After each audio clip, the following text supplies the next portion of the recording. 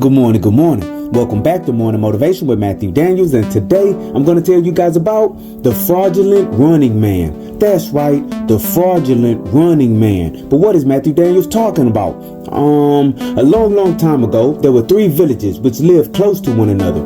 These villages formed a sort of circle, each one of them controlling their own individual land. The elders of these villages negotiated an alliance with each other. The alliance stated that if any one of the villages was attacked by someone from a strange land, the other 2 villages would help them fight.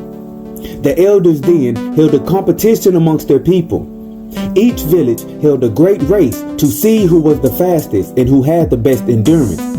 The elders said that the winners in each village would be known as running men. If any village gets attacked, the running man of that village must run to another village to alert them of the danger.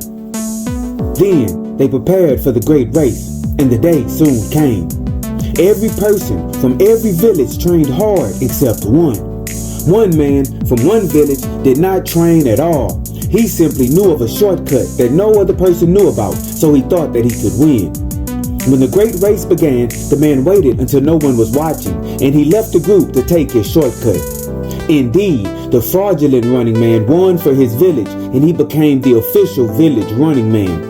The fraudulent running man indulged in the prestige and honor that his new position brought him. There had been no wars his entire life, so he did not think he would ever be called upon during trouble. He was, however, very wrong. Soon after the great race, his village was attacked. As discussed, the elders handed him the message to deliver to the elders in the next village. Knowing he could not do it, but knowing he could not refuse, the fraudulent running man took the message and ran out of the village. He did not get far before his body hurt and he could barely breathe. He then sat down under a tree trying to catch his breath. Just then, the best runner in the village, who he had cheated out of a victory, came running up. "I never saw you train," the best runner said. "I knew you did not beat me fairly. Now, because of your lies, you have put the entire village at risk, and you sit here while our families fight." The best runner then snatched the message from his unworthy hands, and he ran to the next village and delivered it just in time to save his own village. And the story of the best runner spread far and wide. Likewise, however, the shame of the fraudulent running man spread far and wide as well. And so, the morning motivation of today is the fraudulent running man. When you woke up this morning and you looked at the 4 walls around you, what did you think about what you saw?